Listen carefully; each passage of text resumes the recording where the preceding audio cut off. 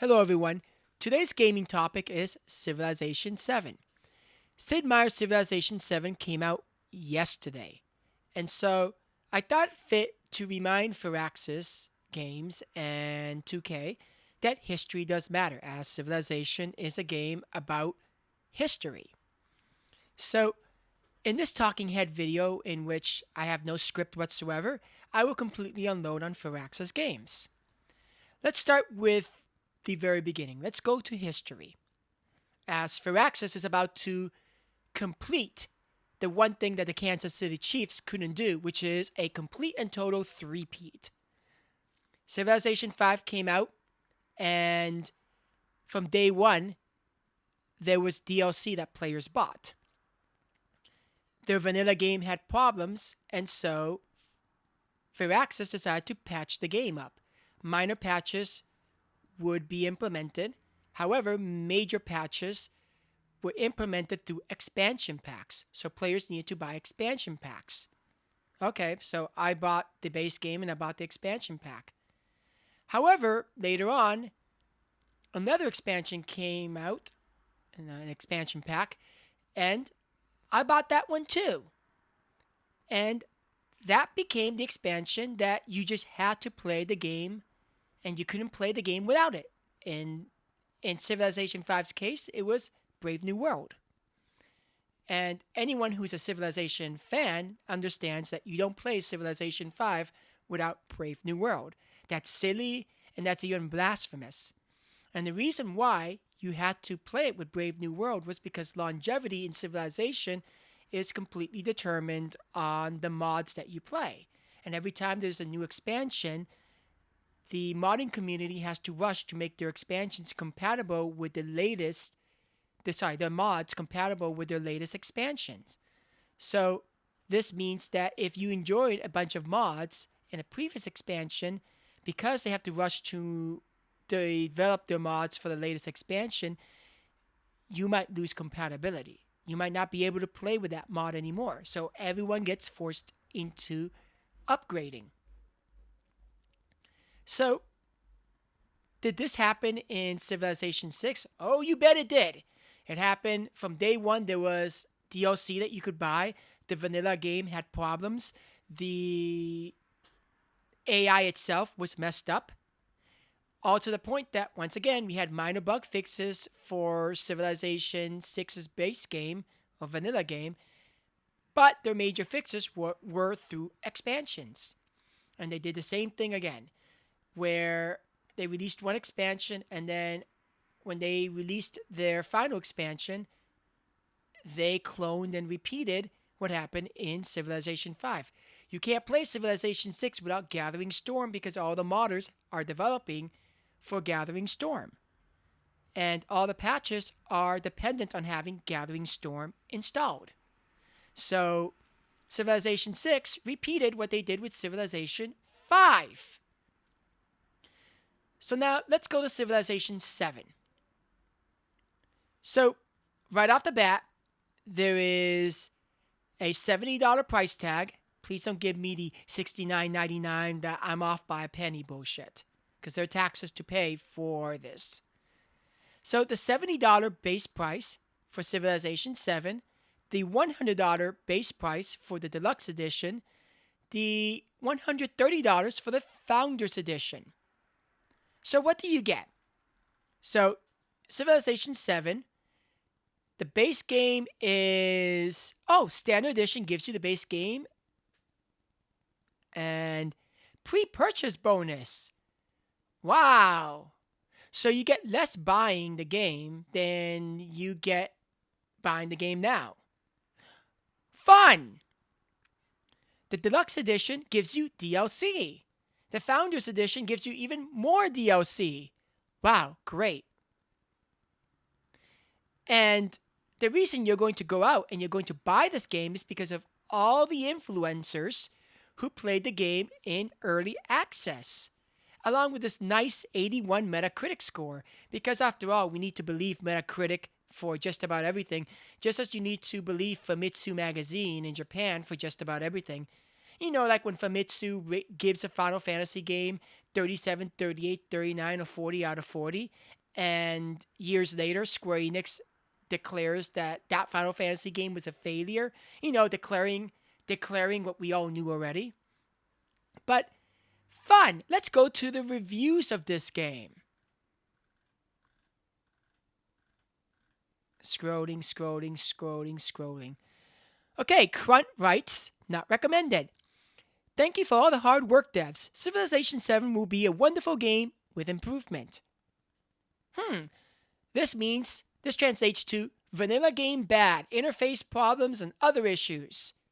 But we'll get better with improvement. How does Crunt know this? Because Civilization VI, Civilization V did the exact same thing.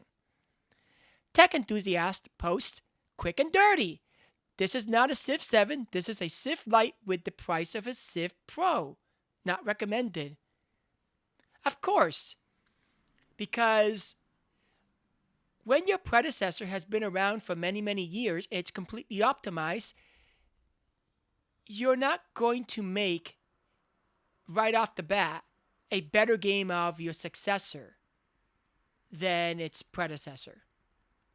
In other words, Civilization VII is not going to be better as a vanilla game than Civilization VI with all the tweaks it's gotten.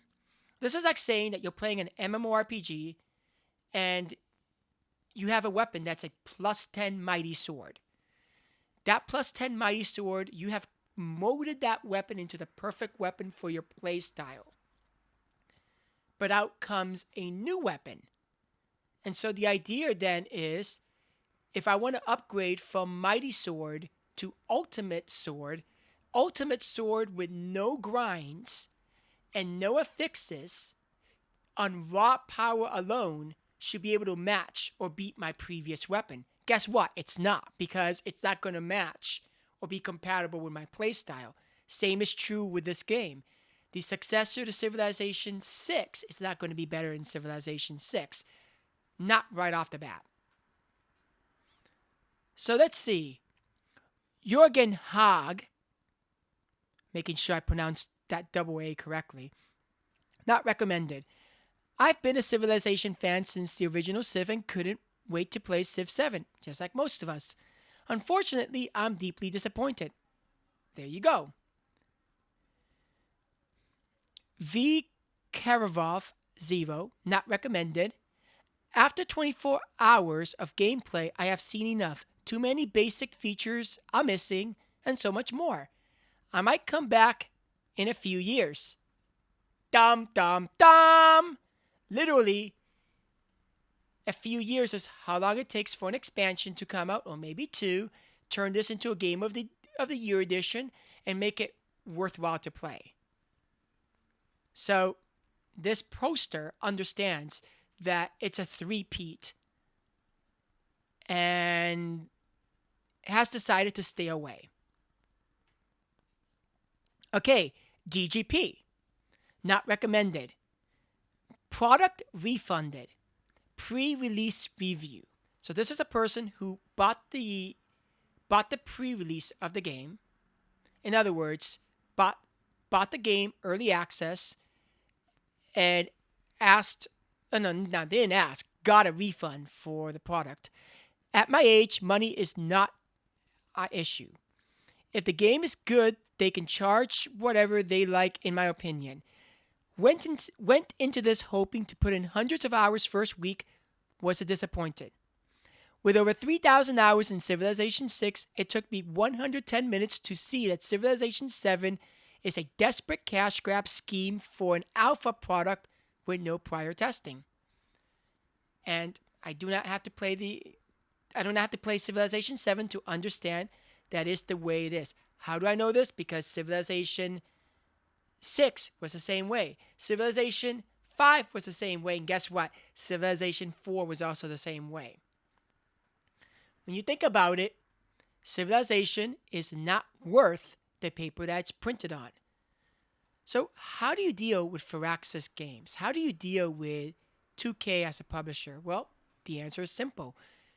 You return the game, a refund for the game, and you declare that you are getting a refund because the product is not a complete product, that there are bug fixes and errors across the game, and this can be demonstrated and this can be proven. And then you tell Firaxis that maybe, just maybe, instead of creating a cash grab by charging $70, $100, $130, that maybe they should have done the honest thing. They could have, think about it like this.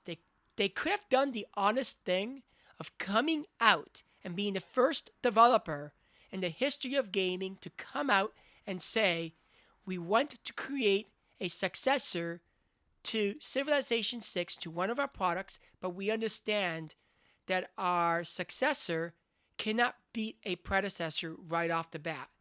But we need a few years to make this product work.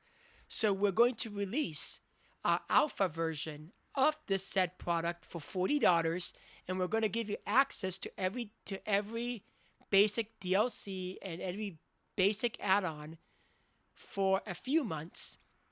And then when the initial product comes out, we will release it in a major DLC for maybe $30. So 40 plus 30 is 70.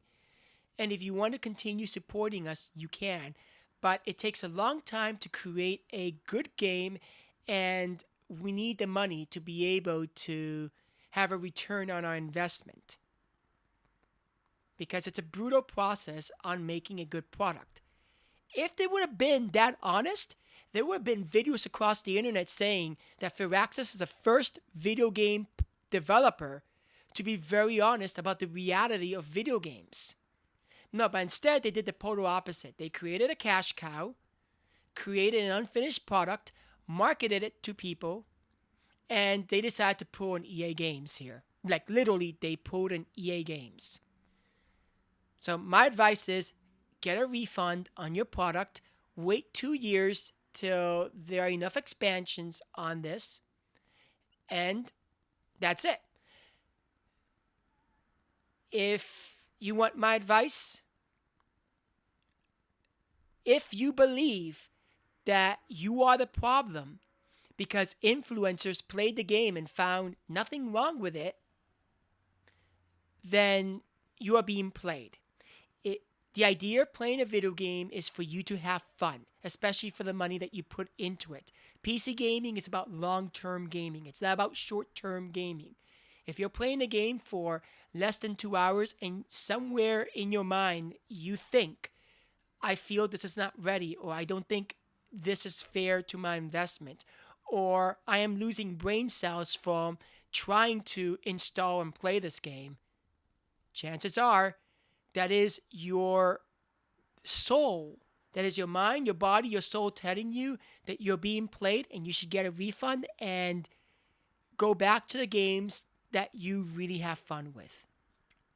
Because paying a ton of money and then waiting years for a game to be good should only exist for MMORPGs. It should not exist for a single player game that can give you thousands of hours of fun. So that is my piece. I was angry enough that I did not need any kind of script for this. Take care, everyone. Have fun. And please, don't get hosed. You deserve better. Take care. Have fun and good luck. Happy gaming, everyone.